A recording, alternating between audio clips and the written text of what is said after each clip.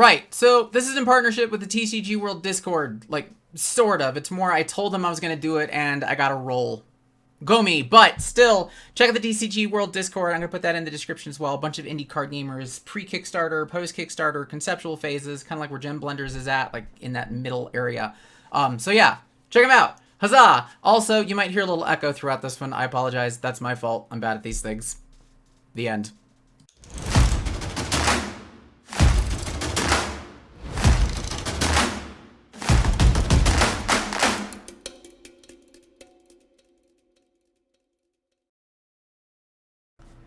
On our last episode of Power Rangers, we talked gameplay. I don't care. Like, I know it's like, why are we talking Power Rangers? This is not what it is. We're actually talking Gem Blenders. See, not even the camera wants to be a part of this. Not even the camera's interested. Come on back. There we go. No, so last time we talked about gameplay, and like the closest thing I was able to was like related to Power Rangers, and I was a sucker for that. But that was then. This is now. Back with Steve. Steve, hello. Thanks for having me back. Yup. 5 minutes in. Once again, same beer, different water. It feels weird now, twice going in. I'm going to refresh my water. I'm just going to nurse this. But, Steve Sekula, Master of Gem Blenders. Welcome back, day 3.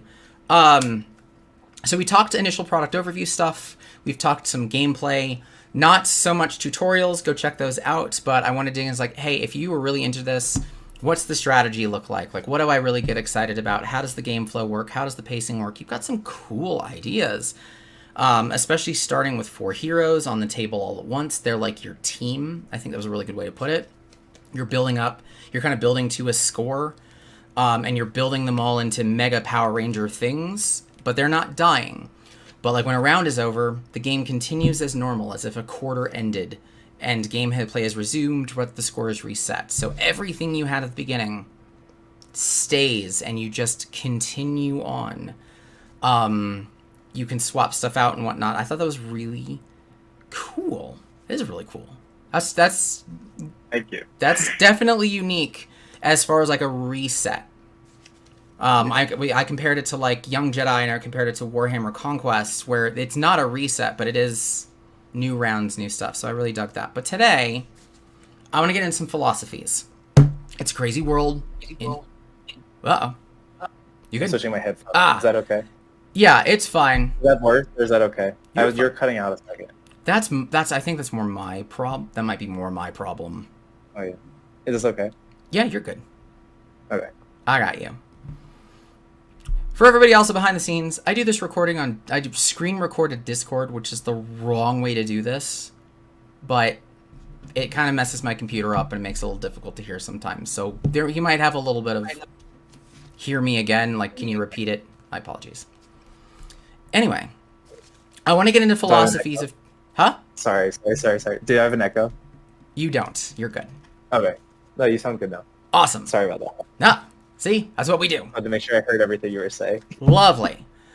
So, philosophies of chase. Crazy world in TCG land. There's a lot of, there's kind of the eye candy and holographics, and how much can we hype things up? We landed on the moon! You are not that. Literally in the description of your game, you use the term lo-fi, which for you is kind of that, a minimalist style. This is just all heart, all character, all grit. No flash, no pizzazz. You want that to be done probably ideal in like the game and just that kind of stuff. So additionally though, you were also switching because you originally had a starter set that was like a master set, that guy that had everything. And when you did this Kickstarter in 2019, you had an LCG model in mind. You're looking at doing another Kickstarter, which is going to be a TCG model. So now you have to think about rarity. Now you have to go, common, uncommon, rare. Let's just start with chase. Let's start with, now I'm buying booster packs. How does this change because rarity matters? Sorry, you cut I out hope again. you heard some of that. I missed out the last minute. I'm so sorry. No worries, no worries. Again, this There we go. I've had this issue constantly. I'm very convinced this is my fault. How do you change the model with cards? Now that you have to think about like commons, uncommons, rares, like what's the rarity structure? How does this change? Yeah, of course. I think so. Like, there is like we debate it within our team because we haven't decided yet. But how I feel is that there's kind of a built-in rarity already with like the level 5s are the most rare, and then the lost my level 2. Level 2s are the least rare from a blend perspective. Um, and that also fits the way you build a deck because you usually have more lower level cards and less higher level cards. So it's just like the structuring of a deck most typically. And that also correlates to starred action cards. Um, and yeah, I would imagine heroes would have like a similar rarity across the board. Okay, so stuff you're still working on, which is fine. Slotting stuff in. Yeah. Let's talk about just general chase. Yeah. Then just this is lo-fi. How do you excite the ones that like I want to play the game, but I also want to enjoy opening products?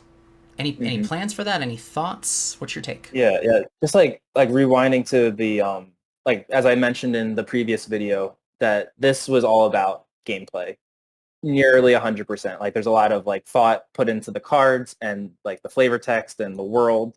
But from like a card game player / collector's perspective, this is all on the gameplay side. Like you can collect the box, I guess. Like the You big know box, like people they're will. cool. But you get the whole set. You get the whole set together. So now you're a TCG. And now we're working to transition to being a trading card game. And a lot of the reasons that we came to that conclusion was that we were missing out on a lot of the people who honestly like do spend money on cards. And if we want to be a real business, we're going to have to somewhat cater to everyone. That's fair. That's very fair. Like also like it's not like I'm not against collecting. I enjoyed collecting Pokemon cards. I loved it growing up. Yeah. So it also like in the video that I released introducing Gem Blenders as a trading card game, that was my original intention with Gem Blenders to make a trading card game, and we ended up not making it a trading card game because of cost. Because I knew at the time that and like the resources that I had access to, the amount that I was expected to raise with the Kickstarter, I didn't have enough money to create a full trading card game. Okay, so that Kickstarter, by the way, in 2019. You had an $8,000 goal. You just ticked over the top of that, 8631. Yep. So I assume that you kind of saw that and was like, I can make this an LCG. I can really put all this together. Is that kind of where that went? Yeah. I think I knew the model before the Kickstarter. I like kind of could gauge about how much I was going to raise, just like based on like where I was at the time. That's honestly. fair. That's very fair. So I was like, okay, I want to make this game a reality. This is what I have to sacrifice to make it a reality. And it wasn't at the like it's not sacrificing that much. Like of course I wanted to like raise a huge amount and make it into a trading card game, but I wanted to like start creating a community of people who can play the game. So in order to create that, we had to have a product. Would I be safe in saying that like day one you came up with the Kickstarter, you weren't necessarily thinking this thing's going to be successful and I can quit my day job? Of course not. Yeah, it's like I'm happy we got funded. I'm happy we got a little over the funding goal, but like this was not like hitting it out of the ballpark. Right. So this was a proof of concept, basically. You just created a proof of concept. The LCD product is now you got a proof of concept. Yeah, we have like obviously as I mentioned before, COVID was a big wrench in that. Like in terms of like it's been 2 years since we received the sets. So like that seems like a long time, but really you could like subtract a year out for that. For sure. So let's go back to the collectability stuff. I do want to dabble in the kind of why now. I want to touch up on that a little later, but what are your thoughts for collectability? Maybe if you don't have plans, just general viewpoint. What's that vision of the company? Yeah. So I think I want just like basics. Like I want the rare cards to be alternate arts. not like different game mechanics, because I don't want that to be like buying a lot for a card that's for the metagame. Completely biased. This is the correct answer. That is the right answer. Yeah. Right there. I mean, it's similar to like the Pokemon model, from what I know about the Pokemon model. Like Yeah, I the think so. Rainbow Rare. Yeah. Yeah, Rainbow so all Pikachu is the- not called Rainbow Pikachu. It's called Pikachu. And yeah. Exactly. So that's my baseline there. Now, going lo-fi, you are, going that. Any thoughts on what alt-art chase would look like? Like, am I still going to get... We joked last time that for some reason this reminds me of Tina from Bob's Burgers. It's just the glasses. Like, what fun things are in your arsenal that you would be willing to share for chase? Yeah, no, we have communicated a good amount to the community about what we're like kind of envisioning. Okay. The Patreon that we launched in June, it's a pretty new Patreon. We're just on our second month now. Oh wow. This is like the start. This is the start of it. So this is a part of our first hollow set. Let me take it out of it. So this is an alternate art of a card that's in the original set. So it's a Shard Buster.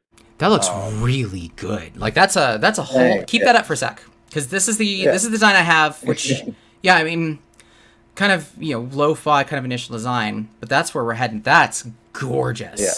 This is our first ever holographic card. We're gonna like change some stuff template wise, but like ultimately like very happy with how it like lays on and how the hollow foil like goes across the whole back. And show me that flat. How long has that been out of anything, package wise? I'm just looking at the curve. That's not curled at all or anything like either. No, it's good. It's from Creative Hollow. They do a lot of the indie card games use it. Makes sense. And it does great work. But really, we're gonna get our July cards in soon. I'm super excited to see them. Nice. But that's what these are. And also they have alternate flavor text, which is like low key like my favorite. It's alternate art and alternate. Let me I want to grab the original Shard Buster. Go grab it. Go. Right now. I can go grab it. Yeah, go grab it. We'll be good. I can edit. Maybe I'll edit. Maybe I'm just gonna make this weird. I haven't decided yet. Editing Joe, making it weird. Now there's two of us. Who the man? You the man. He's the man. Sam's grabbing it for me. All right, so you have original. You have different flavor. You have different flavor text. And it's also a different illustration. Gotcha. So that's I can just like go into like my philosophy with the Patreon a little bit. If that's like no, what that'd be I'm great. envisioning for it. It's like it really like it kind of is like what Patreon I think sets out to do, in a lot of ways. Thanks, Sam. So this is the original Shard Buster, and that's all. So you can see it's a different illustration, different flavor text. I don't know if you can see the flavor text, but yep, I can see that it's different. Same stats, same gems. It's the same card. Play from a play ability. Now take the foiling out for a sec. Let's just pretend that foiling isn't there. Is that template style that you have on the foil something you're kind of gearing towards? Yeah. So this is okay. like a non-hot. This is just something I printed off my computer. That's just why it's in a sleeve. Okay. Yeah, I think we saw that. This is the new template. So all cards are going to be redesigned in the new template. Yeah. Awesome. Which is, I think, it's still gem blenders, which is something I really care about. It's not like changing my like philosophy from a design perspective, but it's there's a level of professionalism that comes from having a actual polished design. Yeah. Exactly. Yeah, and that just, if anything, and this is a message for all you TCG creators out there, put an investment in that for no other reason than it just creates a semblance of credibility and confidence in the product. That's my hint to you. Not that this is like a lack of confidence in the product. It's just when you scale nationwide, worldwide, I hate to be the bearer of bad news, but this doesn't fly. I'm sure you did great. Right, let's see everyone's first slides. Okay,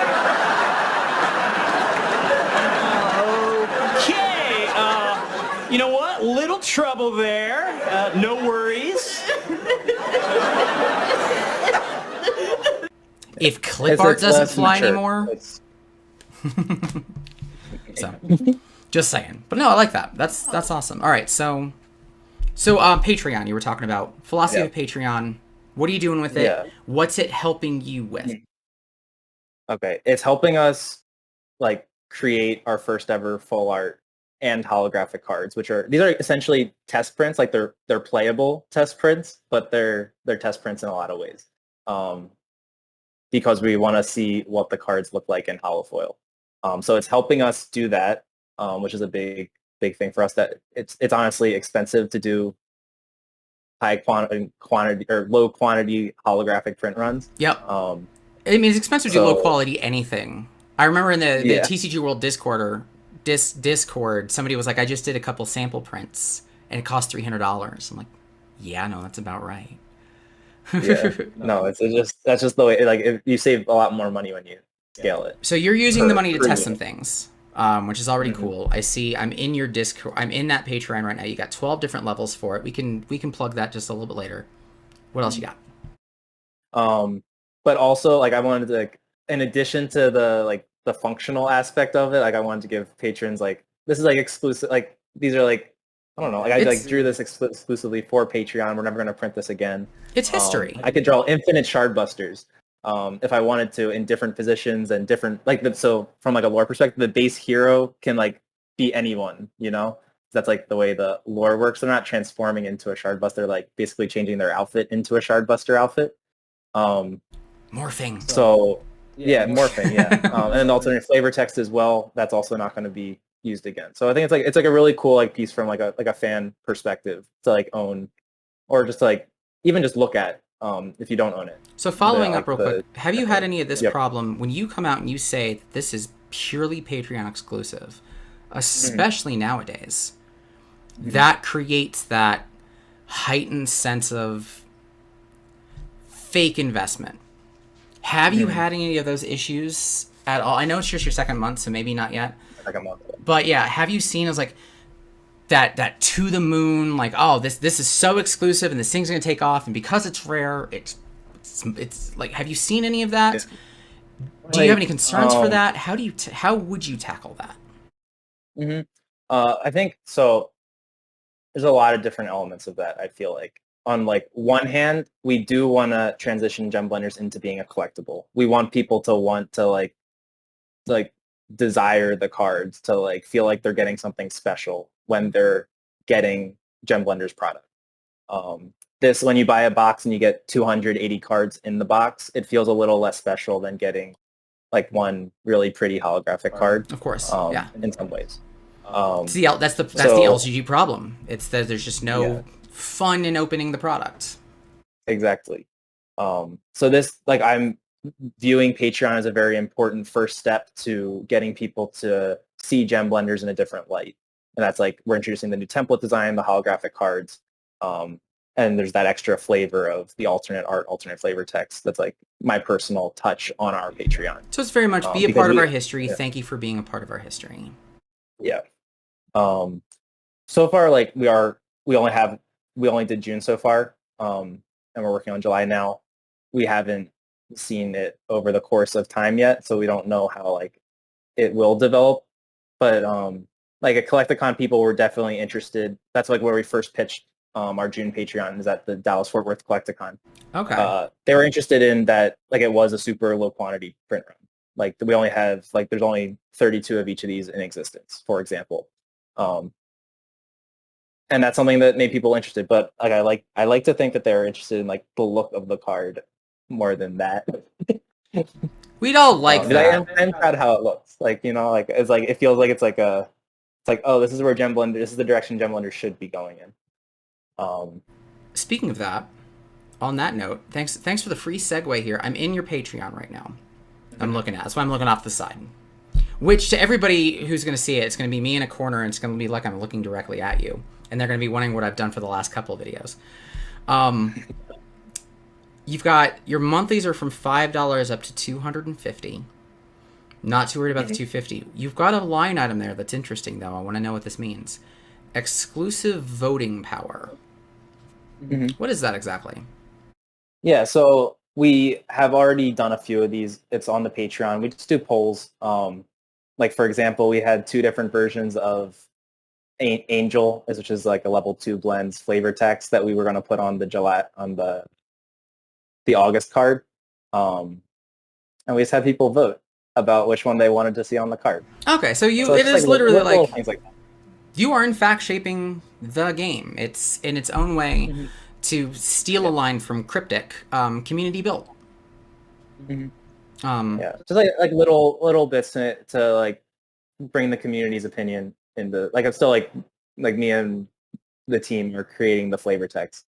But just like we had two that we really liked, for example, and we're like, okay, either one would be cool on the card. Let people decide. Now, it should be noted that starts even at the 5, because when I saw it at the $250 a month tier that includes like a one-of-a-kind signed illustration. I was like, is voting power only for like the high?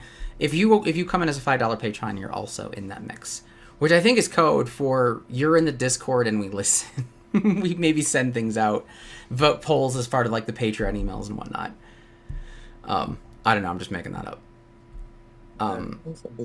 So Crystal Reflector, so a lot of these, I see, so a couple of them, oh, I see, Crystal Reflector, so you have 12 tiers, but all things considered, you've got 1, 2, 3, 4, 5, you've kind of got 6 tiers, and 2 of them are really just split between, I can pick it up from a store, you can ship to the US, you can ship to the world.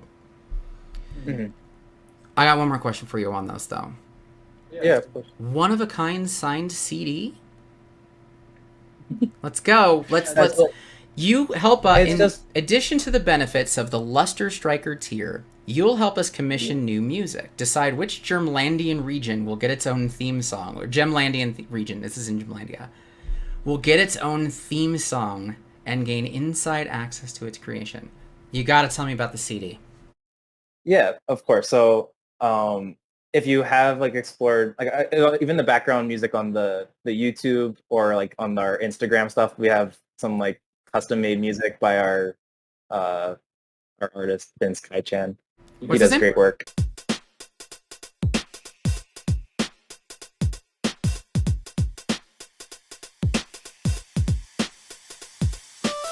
Welcome to Gem Blenders. But basically, we would use the funds that are the extra funds from this to put towards commissioning a new song. So, and then like the whole commissioning, I commission the music and the art. There's also the sister tier to that one for commissioning artwork from other like lo-fi artists. But basically just like sharing like work in progress files with people. Like, okay. It's a so again, of, like, be a part of what our it history. takes to create these things. Yeah. So no, I like that. That's and really then cool. at the end, you'd get just a signed CD by Vince, me, whoever, the team, not even featuring the track that you commissioned. You're clearly not a 90s kid. Because you'd be like, name in the liner notes. Like, that's when you start. Like, for me, that's what it was. I do that. Yeah. Like, you open it up, there's a little insert, and then your name's like in the liner notes. Special thanks to. Oh, okay. No, that sounds like a good idea. Maybe even include one of our private little jokes in the liner notes. Maybe a little picture of me in the liner notes. And just in the background somewhere. That was a big thing for us back when we actually bought CDs. More things for the 90s. Give you guys a little bit of history. You know what lo-fi music was for us 90s kids? It's called MIDI music. If you don't mind, I'm gonna jam out a little bit.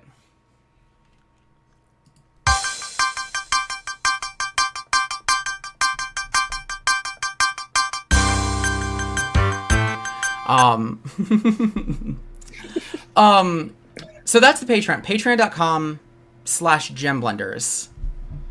Whole bunch of different things, and then yeah, like the model is you're gonna help us through our history. You're gonna help us grow. You're gonna help us change things. I have to ask a quick question though. You've got your core product right now. They're shaping history of like look and feel of cards. If you hadn't heard before, I know we also have got like the Future League thing of sorts. Sorry, Future League's a Genesis term. That's it's the help tests future sets. Okay. Is there expectation of changes to be made to the original set? What happens to those cards if you make changes in the TCG? The Let's go with that. sorry. The like the mechanics of the original cards. Let's take the cards specific. Let's just be real simple. You got Stormweaver. Yeah. Honker. You're adding a bunch of cards. Are you even looking at any of these other cards as far as changes to them? Like, are you looking at Stormweaver? Can she change as you add 50 to the set? And then what do you do with the old cards? Yeah, the effects. Specifically? Yeah, the effect. Yeah. So we're looking to not touch as many cards as possible, or any cards. There are two specific ones that we've kind of pinpointed that like could use a slight errata text. Okay.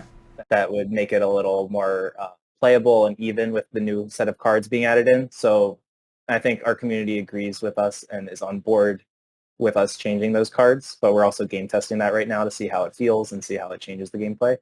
And I'd imagine that we'd just make some page on our website that explains how the new effect, the errata text, would replace the old. Are you changing? But what we want to do is let us pop. Yeah, so errata, simple errata. Are you changing the back at all?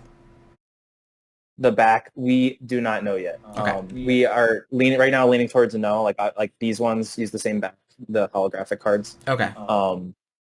But I could also see, of course, allowing for these original cards, like with, as long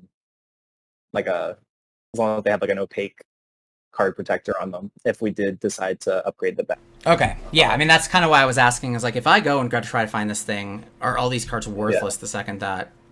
Exactly. Yeah, we want to maintain no matter what, they'll be playable. Is the key there? Okay. As long as they're allowed to be legal cards, then that's best. But figuring out how to do that, that's a conversation with the community and the people who do own the original product and want to see the game grow.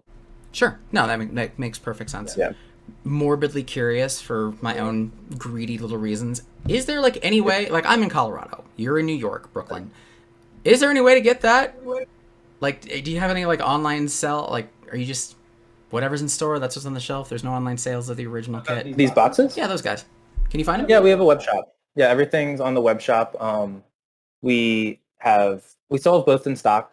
The inventory is getting lower as we have been going to the cons. And we're not doing another print run of these boxes. But yeah, they're both available still. We also have starter decks available, so we sell size like this. We also have ones that are hand-built by our team that we've kind of made from these because we decided that was a good way to, a lower price point for people to enter into Gem Blenders if they just wanted to buy one starter deck. So we made a bunch. We have 10 different starter decks. Mm-hmm. How many of these do you have? How many different styles of starters are there? So these are the only two with designed boxes. These ones come inside the starter set. So if you get a starter set, you get both of these inside. Oh, okay, that's cool. The other ones come in That's smart. blank boxes, essentially, that we kind of put together ourselves. Gotcha. That's really smart, actually. Of hey, here's. Thanks. Yeah. No, the starter deck's completely playable with two people. So if I were to buy, just so I can really know that, I buy that box, I get everything. I get everything in that set, but there's also kind of collated 2 starter decks to get started with. Yeah. Nice. Yeah. So Okay. looking at the back, you get 2 starter decks, 50 hero cards. So you have 50 of the base heroes in this box, 54 gems, and 66 bonus cards. So you can actually build 4 decks with this. The 2 other decks that you build aren't that good, but you're able to play with 4 people if you wanted to. Gotcha. Last thing I want to get into for this little segment, because we talked about Patreon. We talked about, right now, just so everyone knows, the directions I could have gone are big distribution and all of that stuff. But we've learned kind of in the past, he's starting off real small, building communities, and that's the dog. So this is gonna get edited. One sec. Back to action. That whole thing is gonna get edited. Chop that out. So we're back. My dog's dumb. That's the context. So no, because you're doing as grassroots as you can be. Of you're starting very, very small and kind of building into LGSs and whatnot. So thinking about long-term distribution lines and all that. There's no, that card is way in front of the horse. But I do still want to talk about it is a TCG. There's an expectation of expansion. Right now you got Gemlandia. You've got different territories in Gemlandia. What's kind of the strategy for that? Top of my mind, I'm thinking, this is like a core, and then maybe you visit specific things. But how does this baby grow? What's next? Yeah, I think that's definitely how I would picture like the map expanding is kind of like smaller territories outside of Gymlandia. But I think even before that would be further exploring Gymlandia. So right now there's 9 different gem types. They're all basic gems. There's still, I'm not sure exactly how many blends that like are able to be made from that, but there's still room to add more blends within those 9 gems that aren't blends yet. That they're not like known blends yet. So there's still more to add there. You get, once you add 1 gem, like say we add like a rare gem type, that adds like, I don't know, like 100 plus new blends. There's a whole there's a whole new world you got to deal with. It's so easy to like expand it. Yeah, anytime you expand the color pie, yeah, you're in trouble. So that's down the road. Yeah, so I'd say first like digging in a little more into Gemlandia would be like the next set probably, and then adding a new gem might be the set after that. Gotcha. But that's also open to changing. Get on that Patreon and be a part of the exclusive vote. Which direction we go in? Yes. No, I like that. Is there... I mean, I know it's all about gem blending. This is more just kind of a quick lore thing. I feel like I should explore lore in the catch-up as well, because we just didn't touch up on it. Is there like a big bad, or is it just my blending mechanics are better than yours? Like my technology, like Bloodborne style of I went with the eyes and you went with the runes. Mine's gonna be better. Like, what's the overarching kind of quick lore? Like, is there like a big bad everyone's gonna go against? No, like right now we don't have much story in place. Like we have a lot of lore in place, and the world feels kind of full. But there's no like protagonist, for example, that is like doing these things. So the characters, like the hero cards, that's like as deep as you get with like the actual people living in Gymlandia. And they're like little quotes. That being said, there are, it's like Lucio Gem and Nocturna Gem are like the light and dark gems. So there's that good versus evil, even though it's not in the lore. It's not really like termed good versus evil. It's just like light and dark. Like light can be kind of evil too. Two sides of a spectrum. Its own way. Exactly. Yeah. So yeah, I'd say like it's like a world that's like ready for some stories, and we're getting to that point where we can start to figure that out and what like methodology works best to getting it out there, whether it's like a comic or I don't know, something different. Yeah, for sure. It's opened up to that really easily. Yeah. So awesome. So I'm going to wrap this section up. The stuff that I've kind of missed, we'll end up doing the catch up. We've got kind of one more round of this, where it's just like all the stuff that I missed and I discovered, and I said I want to learn more, but I don't have time because we're trying to respect you guys' time and sort of cut these to like 20 to a half hour. But quick recap of all, like, and sanity check me, especially when it comes to chase stuff. Your rarity philosophy, it's you don't want to price anybody out of cards. You want, card accessibility is big to you. So like the chase stuff is like that fun alt art. Like it's the variant thing. So you can, that's going to be worth whatever. You can get the same card as something different. You've also got your Patreon that you're using quite literally as expenses to kind of grow. And this honestly experiment. Just we're trying foiling, we're trying different templating, we're making music. Maybe don't read into that one. Also, I failed to mention with the alternate art, like we are commissioning artists to do, and those will be alternate art from the cards that I created, but still in like a similar vein style wise. So if you did like look on our Discord or our Instagram, you can see that we announced one of the artists. And there's probably going to be, I don't know, like 4 to 6 artists doing some alternate art cards that are like, they're super talented, and I love working with them, and it's fun to see how they interpret these like characters that I designed. Got it. Would I be safe in assuming when it comes to those artists that you're looking at line art, even looking on your Patreon, they're still black and white. Everything around them's different. That's easy. So this is like really just sketch style that you really love. It's like line art, simple line art. I think lo-fi is like a good word that encapsulates kind of what I'm going. And like if you look at the artists, they like really capture like kind of like pixelated lines. I think it's like it's a very I like to think that it's a very considered design direction, and unique too. Yeah, no, definitely. Yeah, I mean, it's anyone who's looking at it's gonna look and be like, it has some kind of MetaZoo vibes. It just does. But your lines are very clear as far as like black and white sketch, rounded don't matter, which creates a little character. So there's that. That's the Patreon. Bunch of different tiers from 5 to 250 that you guys can join up to just literally help out with their history, which is very, very cool. There's expansions that are, we'll get there. Get him there, everybody. Get the team there to that point to explore different elements of that. Yep.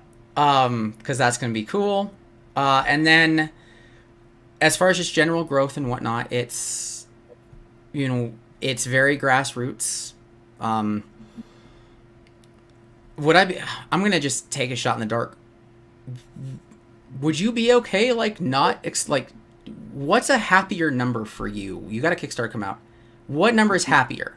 $100,000? 1 million? I'm not even gonna tell you why I'm asking. I'm not even gonna tell you the difference between those two. What's your happier number? No, both of those numbers sound very good to me. I think I think